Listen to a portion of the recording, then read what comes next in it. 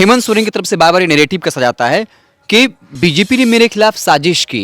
अगर मुझे 5 महीने जेल में नहीं रखा जाता तो हमने जो वादा किया नौकरी को लेकर वो पूरा कर देते। झारखंड की जनता ये जानती है कि हेमंत सोरेन की सरकार में जिस तरह से भ्रष्टाचार यहाँ पर पर्याप्त व्याप्त मामला में फैला हुआ है, आने वाले दिनों में जिस तरह से बालू की कालाबाजारी हो रही है, खनिज संपदा का जो दोहन हो रहा है, जमीन के घोटाले हो रहे हैं, हर एक ऑफिस में भ्रष्टाचार है।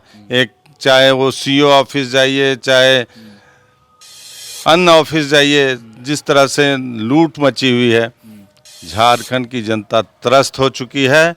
सब लोग इस सरकार से छुटकारा पाने के लिए कमर कस लिए हैं कि इस बार हेमंत सोरेन सरकार को एकदम उखाड़ के फेंक देना है।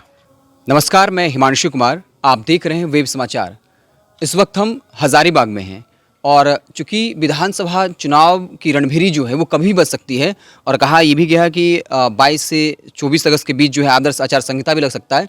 तो हजारीबाग लोकसभा में 6 विधानसभा सीटें हैं और ये एक ऐसा लोकसभा सीट है जहां 6 के 6 विधानसभा सीट से बीजेपी ने लीड किया था। और हजारीबाग सदर की अगर बात करें तो इसे बीजेपी की उर्वर भूमि कहा जाता है, जहां लंबे वक्त से जो है बीजेपी का शासन रहा। लेकिन कांग्रेस का यह दावा है कि इस बार जो है हम हजारीबाग में भी जो है वो अपनी स्थिति मजबूत करेंगे। तमाम सियासी मसलों पर बातचीत करने के लिए हमारे साथ खुद हैं भाजपा के हजारीबाग के जिलाध्यक्ष विवेकानंद सिंह जी। बहुत बहुत स्वागत है सर आपका। धन्यवाद हिमांशु जी। सर, इस बार विधानसभा चुनाव की अगर बात करें, क्या तैयारी है सर? लोकसभा चुनाव में तो हर विधानसभा सीट से आपकी अध्यक्षता में जो है बीजेपी ने लीड किया। इस बार जो महागठबंधन के लोग हैं उनका ये दावा है कि इस बार हम क्लीन स्वीप करेंगे। राष्ट्र जो होता है लोकसभा का चुनाव और राज्य के विधानसभा चुनाव में काफ़ी फर्क होता है। ये तो अभी आपने लोकसभा का चुनाव देखा ही है। अभी हम लोग पूरे लोकसभा में 6 विधानसभा में भारी बहुमत से हम लोग लीड दिए हैं और ये सिलसिला आगे भी जारी रहेगा। हम लोग आने वाले विधानसभा में हजारीबाग लोकसभा के 6 का 6 सीट हम लोग जीतने का काम करेंगे। हेमंत सोरेन की तरफ से बार बार नैरेटिव कसा जाता है कि बीजेपी ने मेरे खिलाफ साजिश की। अगर मुझे 5 महीने जेल में नहीं रखा जाता तो हमने जो वादा किया नौकरी को लेकर वो पूरा कर देते।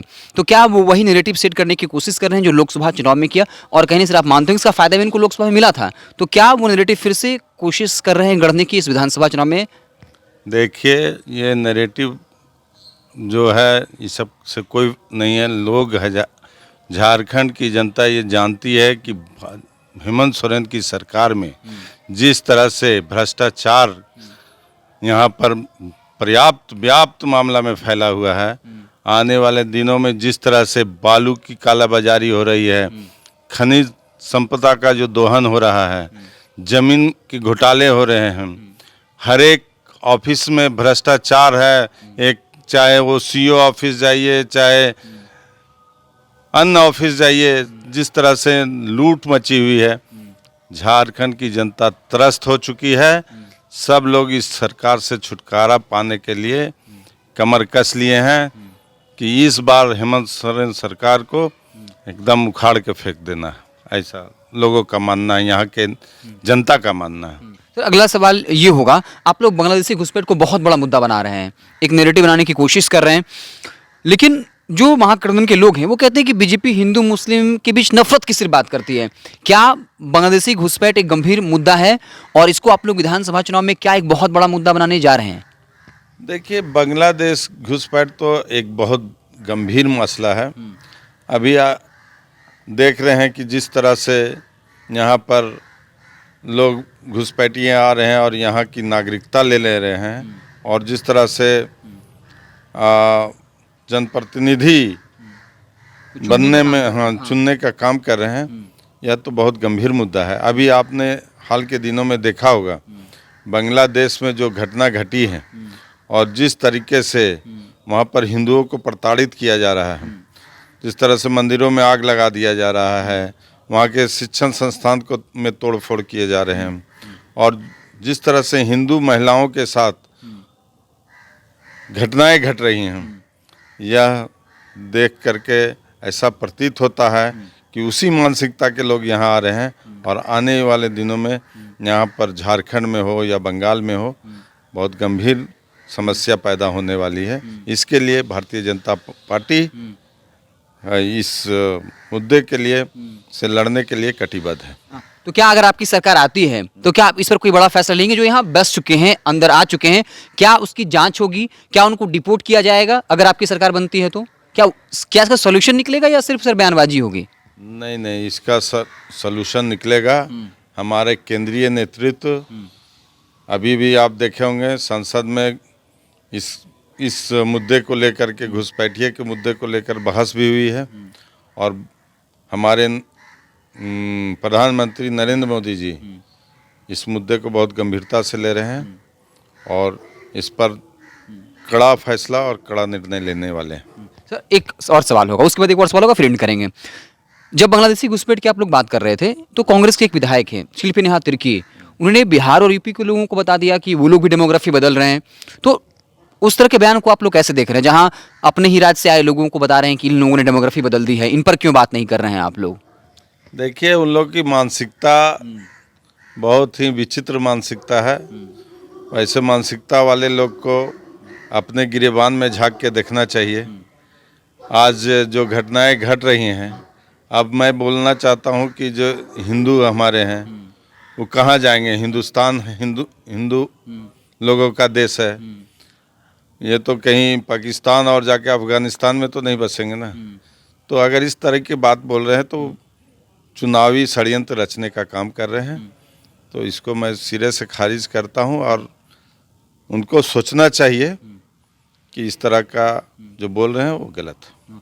लास्ट सवाल होगा सर, मैंने कुछ कांग्रेस के नेताओं से ऑफ द कैमरा बात की। मैंने पूछा कि वो कौन सा बड़ा मुद्दा है इसके आधार पे आप बीजेपी को घेरेंगे हजारीबाग सदर में? तो उनके पास बोलने के लिए एक चीज़ था, सड़कों को लेकर कि एक खास इलाका है जहाँ पर सड़कें नहीं बनी हैं। इसके बाद मैंने बार बार पूछा कि और कौन से बड़े मुद्दे हैं, तो वो बार बार कहते रहे कि यही सड़क नहीं बन पाई है। क्या वाकई सर सड़क को लेकर दिक्कत है और क्या इसको लेकर नाराज़गी है, और कमी रही तो वजह क्या रही? मैं ये दावे के साथ बोल सकता हूँ कि हमारे विधायक आदरणीय मनीष जायसवाल जी पहले थे और अभी वर्तमान में सांसद हैं। उन्होंने जितने अपने कार्यकाल में गांव-गांव में जो सड़कें का निर्माण करवाया है वो काबिले तारीफ है। सड़कें तो बनती हैं और टूटती भी। तो ठीक है, अभी कुछ जगहों की सड़कें टूटी हुई है तो आने वाले दिन में वो मरम्मत भी हो जाएंगे। लेकिन आज आप हजारीबाग के सुदूरवर्ती गांव में भी आप जाएंगे तो देखेंगे कि आपकी पक्की सड़कें बनी हुई हैं। सड़क ये अगर वो बोल रहे हैं तो गलत है और आने वाले दिनों में और सड़कों की संख्या बढ़ेगी और जो सड़कें टूटे हुए हैं उसका भी मरम्मत का काम होगा। इस पर भारतीय जनता पार्टी बहुत गंभीरता से ले रही है। चूँकि अभी बहुत सा हेमंत सोरेन की सरकार है और हेमंत सोरेन की सरकार में जिस तरीके से झारखंड का विकास हो रहा है वो तो आप देख ही रहे हैं क्या विकास हो रहा है। यहाँ तो केवल लूट मचा हुआ है, लूट का विकास हो रहा है। एक योजना लॉन्च किया सर, मैया सम्मान योजना, 1000 रुपए देंगे। वो कहा कि अब मेरी माँ बहनें किसी पर आश्रित नहीं रहेंगी, और बाकायदा इसके तमाम पोस्टर्स भी पूरे राज्य में, हजारीबाग में दिखा गया, कई जगह पोस्टर्स है, और इसी को मास्टर स्ट्रोक बता रहे महागठबंधन वाले। देखिए, मैया योजना है तो ये अभी लागू किया है और इसका फॉर्म भरने के लिए लोग आ रहे हैं और निराश होकर लौट रहे हैं। अभी जब इनकी बदनामी होने लगी तो ऑफलाइन से ऑनलाइन से कहा कि टेक्निकल एरर है। कोई टेक्निकल एरर नहीं है, चुनावी स्टंट है। जिस तरह से यूपी में आप खटाखट देख रहे थे उसी तरह से ये भी केवल आईवास है। आने वाले दिनों में आपको समझ में आ जाएगा कि ये योजना ठग योजना है कि सही योजना है। तो चलिए, हमारे साथ हजारीबाग के जिलाध्यक्ष विवेकानंद सिंह जी थे, और चूंकि लोकसभा चुनाव में इनके नेतृत्व में पूरा संगठन का काम हुआ, कार्यकर्ता लोगों को काम पे लगाया गया, और बाकायदा जितनी भी यहाँ की विधानसभा सीटें हैं, हजारीबाग के तमाम विधानसभा सीटों से बीजेपी ने लीड किया, और उनका ये दावा है कि विधानसभा चुनाव में भी बीजेपी जो है वो बेहतर परफॉर्मेंस करेगी। आपको हमारी बातचीत कैसी लगी कमेंट बॉक्स में ज़रूर बताइएगा। बहुत बहुत धन्यवाद।